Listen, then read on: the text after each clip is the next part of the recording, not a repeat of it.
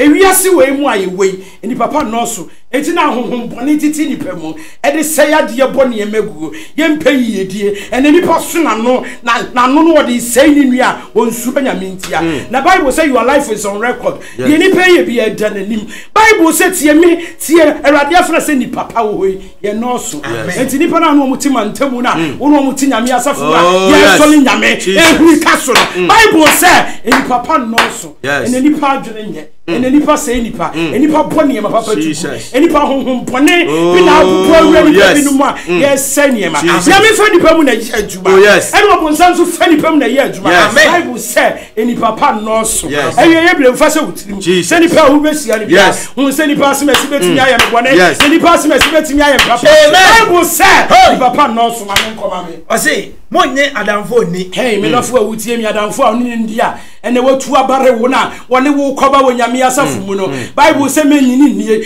susu to wo kunuma no susu to wo busu asema no wo mana wo sa wo mo kire na wo ka wo ma ho asem no wo nya wanko wo pe wo be sa wo ma no de wo be wo no hweye Bible say nya adamfo ni ye watu aba be tale o mantam ho no enye wiye die no wo pe wo se wo ende nipa ye saifo ende nyame amie woni ne wa hu si nipa bi ma wo be di unya e bia hu tie me wo de ho ma adamfo bi wo di wo bi achi wo ka wa sa wo kire ende wa yi utu akonya wa se wo e be mu ho na wo se wo ka wa sa e ye kire obi na ma wadwene na wo nim se nipa na e koto ena Bible kan wo se nipa pa no so munyi adamfo ni aha onfa mo ho ento oyonko so enipa na wo de oba wo hwe me wo mu ade na wo fa damfo bia woni na ka bo mu na woni mu kuru nyini mom na adanu mle bia sem bia meteye wo bia wo nsuro nyame mfele ade woni ukuru badwina bo woni wasoleba woni pa cross wo ye be ma wo obi yiri na woni ni dwini bo nyame wo betwia wo ka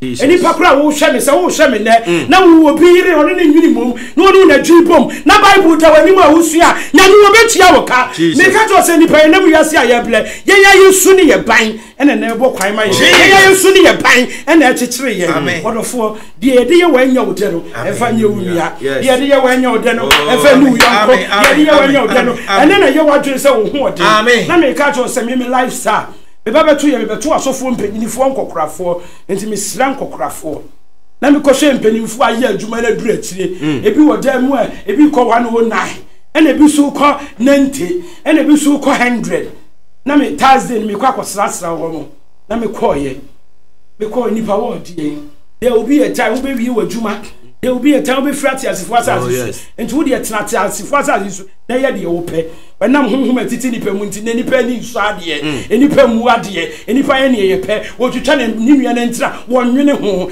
me dofo eda wani mu twem awie ye ne asem Bible say ni papa nọọso enti wo obi awale na wo taa ho no nyame wo betua wo ka ye wo was ne yire sra won fama no wo de ma wo no nipa nye me dofo wo hwe me nipa nye papa ma ne nkoma me o se oba oda okukumu no e ho na we wa no me dofo wo tie me Bible say oba oda okukumu we wa no William Paul ne nam no Bible say we wa no na hwan biem hwan na wo gini di hwan na ne koba hwan na oni tu anamon odofo nipa nye odofo a wo hwe me nipa nye enipa bi wo ho a wo se ye nkrante enipa bi wo ne techere ma wote wasem kura wo de kan asem anu wo de sei no Israel ba wo gugu peja ye ne time me dofo e fa wo to yonko so yonko na de oni ne kwana ba na wo su tie wo ye be ma wo ka wasem nkyira wo yire e na oni adamfo obeku no afa plot no ebi ase ne ma ye ba ye de kwan Dijan niye ma ye mfa nko ba bia emledru se Awurade fro na ka wani gusu a wo ba ye wan fa hwea ma wo mfa hwe nko no eno ne nipa di akire me dofo a wutie wo be sakra wadwuna se wutie me ne na adwene boni ne tu mu obi yo papa na de boni tua ne ka Awurade won fa nchew me ka che oni obi bia na eye wo wa wo kwan a wo boye e na adane atade na ehye wo adane mpaboa na ehye wo e na adane abotire na ehye wo enti se wo be sakra wadwuna e be bua wo wate wo yiri kurampo na woda okukumu no ose wie wa no wone ho na hwan biem wo sori ya na wa bie wa num na wo de kansem wa bie wa no na de wo hunu ya wo ka wa bie wa no na baye honhom atu mu onyame asafo mu e na wo de sai niema bayi bonsam tumi e ye adwuma wo nipa wa ene nipa nsuro awurade what for awurade hu mabo amen and we Abraham it's time for you to repent and let do say ye friend who say Christopher no nyame ye chidifo no yes sefri ni mabone amen enipa bia wotamfo ebi am betena so kra hu nyame ho ye wahi and asofo ni binom kra no de tan kra hu ati nipa mu a wo de say nipa no tan na wo awiye ne yasem awiye ne yasem ba koma ne nkoma me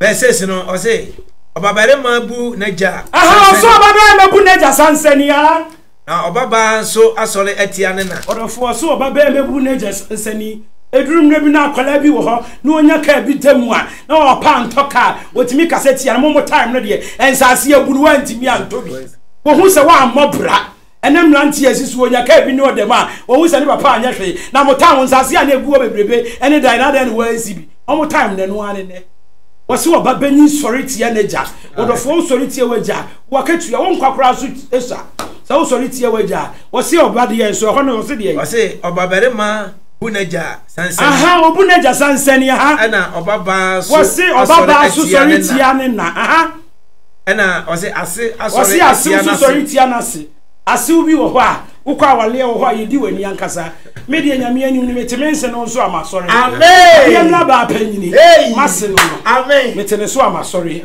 efie ho amekwa aware ese zunzumu ne yeta me de ya menimu de na honamu de oh metemense no so amasori me do fo wutie me wo se ase wo sori tia na se me de ase ubi ansori tia me kwa de emla bonte ahimfie ho ye sori tia me se yesunsumu de ya na honamu pa de metemense mo so amasori amen wo se ase wo sori tia na se ha na nipa fiefo ebeye na wo se wo nipa fiefo ebeye na tamfo uma mi abusuam ho mbeye watamfo wo papa abusuam ba bia wo kwa aware no wo ba wo hwe mo kwa aware a unya kwa aware pe be me na busua ba be ye wo busua sankrofo ne beduru na bia be tawo enkumafo be sori atia wo ekuru nua no be sori atia wo betu wo Kristo ani nyina ye nyina oh yes aya na wo refisa bible so mo ne be dia ko so mo rent me ye wo se nipa wo fiefo na be ye watamfo uma mi ye madeafo na be ye watamfo papa mana wo jure papa ma wo mo so na be sori atia asafu mu ho Jesus nkola ble ne nyame aye okese wo na be tawo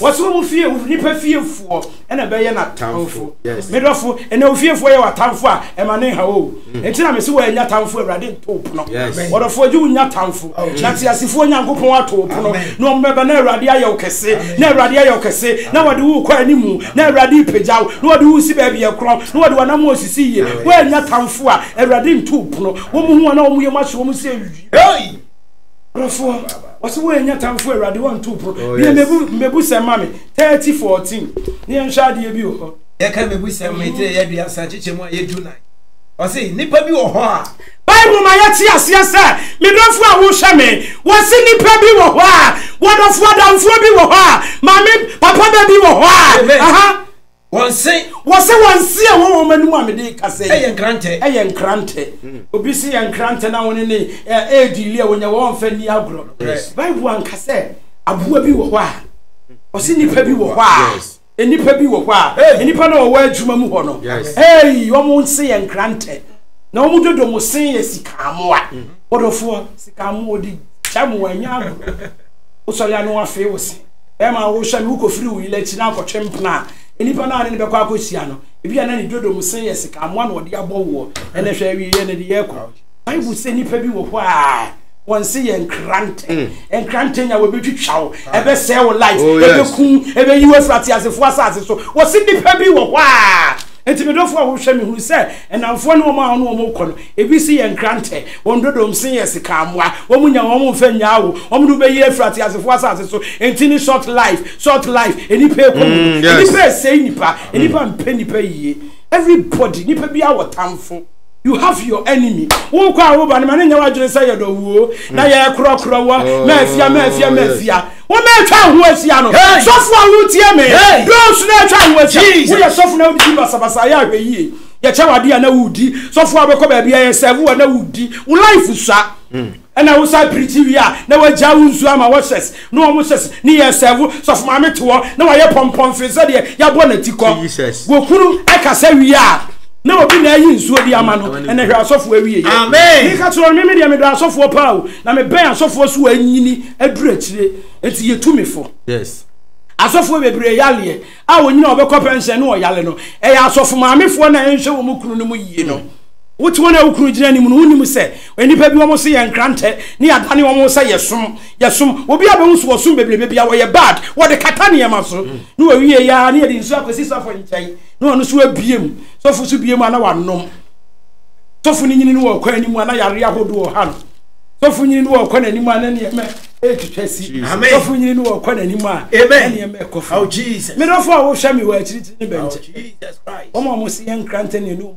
oh yes omo ye anuafo a omo adwene nye ene ne omo bompu ni mpu winsira yi obi ehi wo kase yi obi ehi wo mpeda yi obi ehi enti hwe wo yie na wo fiefo no a ene be ye watamfo papa me time aso be Jeremiah 9:8 next week masa to aso me nkasa nwie next week me to aso pa because ene de na me de be komi nwie kura papa bi ma me Jeremiah chapter 9:8 o say na won touch them my Bible my tiasia say enipa bi wo wa won touch them da wo manum yi eye jan a ekum nipa mi no fo wo tie me wo se nipa bi wo wa won touch them a da wonim no ye jan a ekum etu ne koba no nyina no jan wo nanum wo tie wo nsam nyina wo tutu de wo ene me no mienu ne ye pe na short life ne yare ahodo bebre edidi e rough wo ko ba bia e se wo nsu rough na wudi edofo a wo tie me se wo tie me na wo kunu ye sofo ahweniye wo kunu ye sofo ahweniye papa se wo nyini cha na wo hwe wo no meya hweniye enye aduane bia na wo jama no asofo maamefo akwadwefo se nyame pagya ne kura no aka ne nan ato so mu kunu no odofo sesa wati na atamfo na oma nyame asafu gina na nyame amie wani amwo hu se onipa semesi wonya obeba be chawade kura bla wase na asofo ya tinkensen ya adwama bebrebe yese ayi wo mo a achade bone a sofo ni pagya wo koso no ne ye de cheche no ne ye cheche no ne ye manaduane ne ye de ne ma ekofie ne ye de ne ma ye kochana de ne ye kochana ni ya dominating last ne ye de ama sofo no medofo a wotie me wo tamfo enti mane nya wadwuni se nipa do mane nya wadwuni se nipa nyina apɛ wasɛm mane nya wadwuni se de wo tie no nipa nyina apɛ wi Erade afra reverend Mrs. so say fie champo pe na wo hwe me da bibia la wo hwe me to me nsa afro nya me de ye nkwache ya kwasi ada bla me nsum amen bla ne nsum kwasi ada e kina so e kwabenya ACP road no so enkran fa wo ha no problem ni nyina bla ya ti asifo nyankopon wo so ye ne ma efiri wo ha no be so ye na wo TV ni so wo say erade afra me number wo so obetimi ahwe no afre me na me fa akwanya we so na ma chia sister amakune mini amakune say na wodoma o say minister wo he o say o wa mi refi ko yi o abisim sister amakune say o wa abisim ena na mi amakuma so mase a wa wo tafo mi no abisim sister Gladys ukunu di kobi ima wa free muate erade adum na wa che wo ntafo sister amakune wo hwe ne kakra no abesene ko Bible so onipa aso be sori etia na se wo hwe wo mo kakra bia ne waje hwa ba abesene ko no ma ahweso no ma ware medofo a wutie me akuma erade nhira wate erade nya okese metia me ma mi tawi nipa bia wo hwe wo so ye ne nya nipa nyina no sa wo number na wo medofo fle 0243432288 medofo be na wa homa ne su enti medofo a wutie me ka kire wo se erade do Jesus enti wo hwe wo yi amen erade do enti hwe wo yi atamfo ne dɔɔso atamfo atwa wo ahia no dɔɔso che wutri wie gu so enti mu ani na ho wo me ben wo ni nyina ye pataku ye wo nyade ma wo mu di nti na bi wo ho no wese ne ye o yes master wutia mu ani pa pepepem na ela awo kire ba na wo mato ho nyame de kire mu ahu nipa kro wo mo tie medofo nyame ma wo ahu nipa do a nipa kro wo no mu tie se di wo mu tie enti ma ne nya wadwen se nipa nyina do Bible cross any penny now the way. Hello. Hello. Hello. Hello. Hello. Good evening. Good evening. Me don't for Ben and name me say. Me patrona casa Pancho. Manu du. Me patrona me don't for Ben. Me patrona casa Pancho me de manu du. A Pancho. Aha. Me patrona mama. Me don't for. Nami show pa. Amen. Asama wakaya soma kuma sopa nami show. Me don't for ready so insira wate wo tamfo nti mo ani na ho wate wo tamfo nti mo ani na ho. Hello. Hello, me do fu be na wa homa si. Hello. Hello. Yes. Good evening. Hi, madam. Me do fu be na wa homa si. Madam, pattern fruit ajura. Amen. If I show na dey say.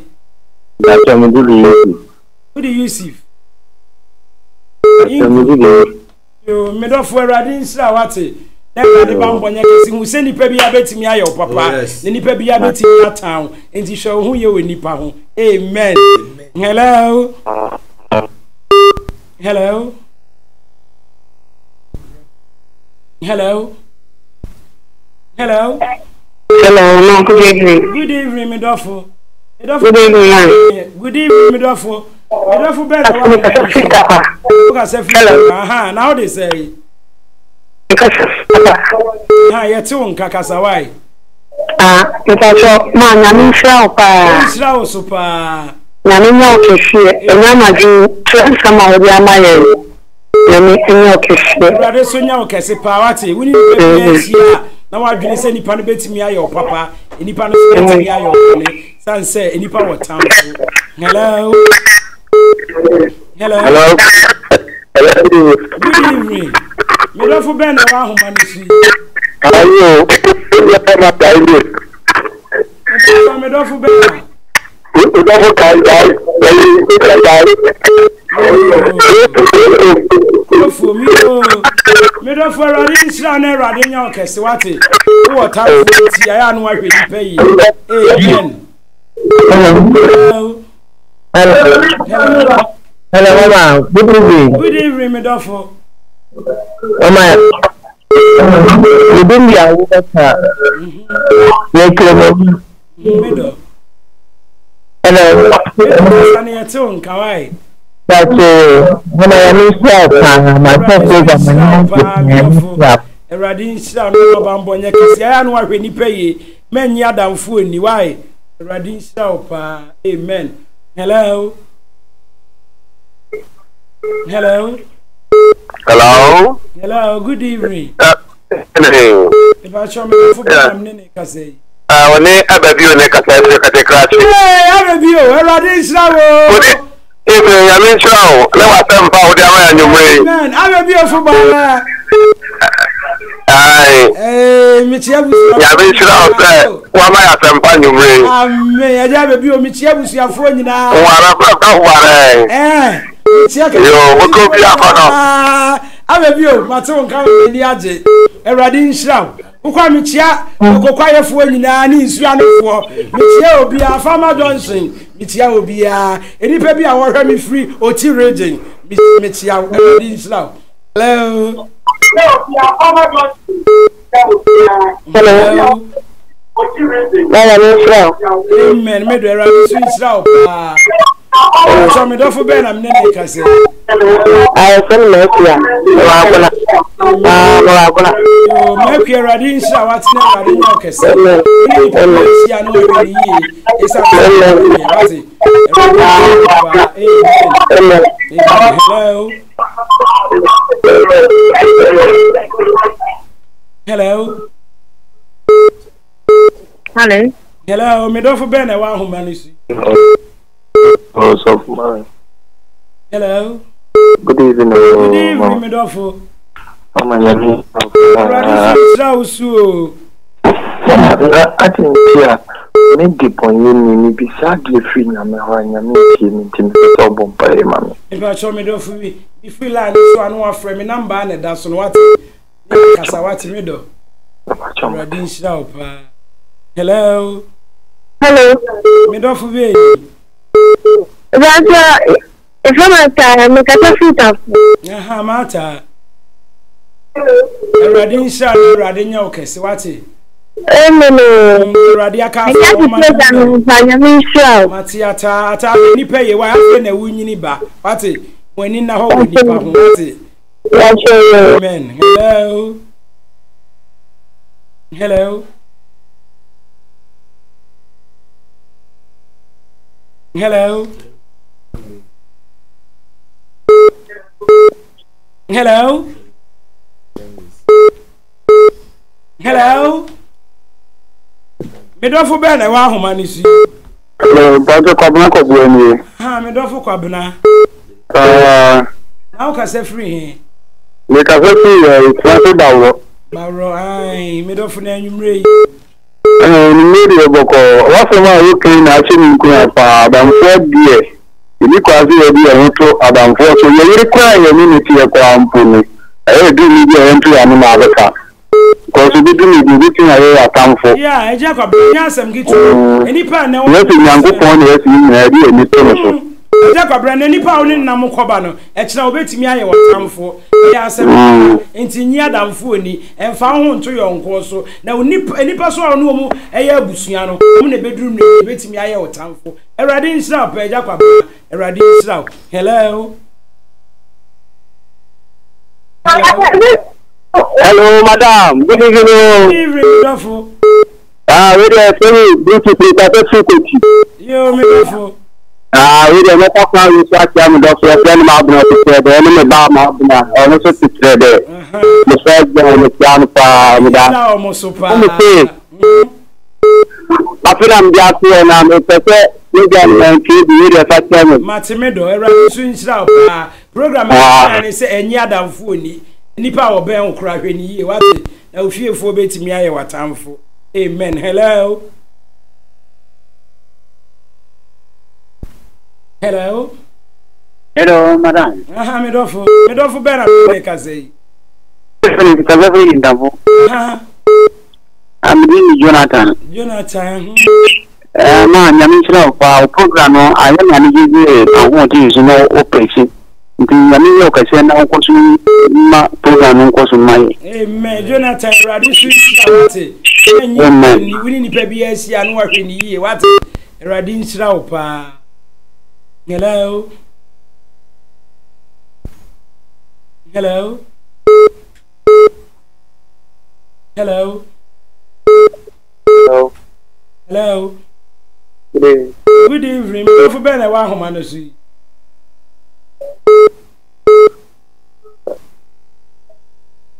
Hello. Me do for kasane yete wonka wai. Kasane yete wonka. Hello. Hello. Hello. Aha, me do for Beni. Mama, good evening. Good evening, me do for. I say Mariam ka go doko. Ha me do. Hey Mariam. Mama. Eradi nsira wate.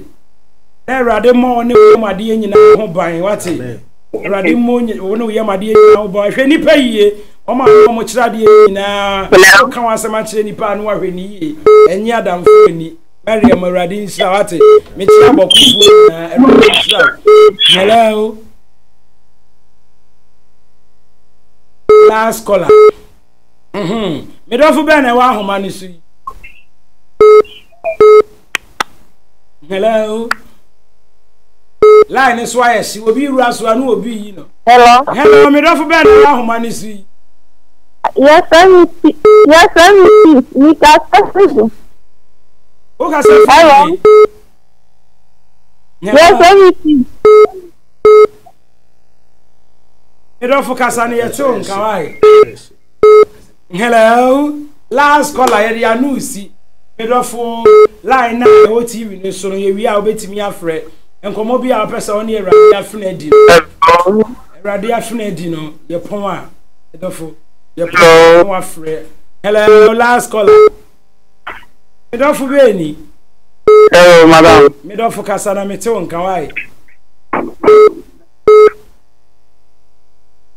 Enti me do fu ahoma aye lie dai ni su wi na ofra ye ne obedi nkomo bia ye wi a lie no so no nkomo bia pese ye woni ye di no afra ba so ene nwure Erade nti ani mu nkyerɛ na Erade eba mbonye kese me chia kitikrachi fu nyina eme sa akwala frame mi free krachi akwala Erade nhyira woni abusuafo ni nyina oti region fo a mo hwɛ me oti region fo a mo hwɛ me isire nyame ya ho odende mamo Erade ba mbonye kese water region fo na north fo nyina Erade nhyira mo me do fo a wo hwɛ me kyere Erade de yen kwakyen ya ACP road and crime eto me nsafro sebra yen fo odom ma odomu wo ha obi ana wo yare that's this will be a so me to me Afro Tuesday be a wo Kumasi a bla man pontin erade nya okese asafuye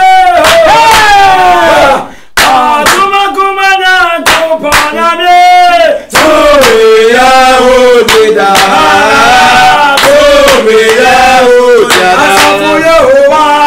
asafuye atuma kumana kopana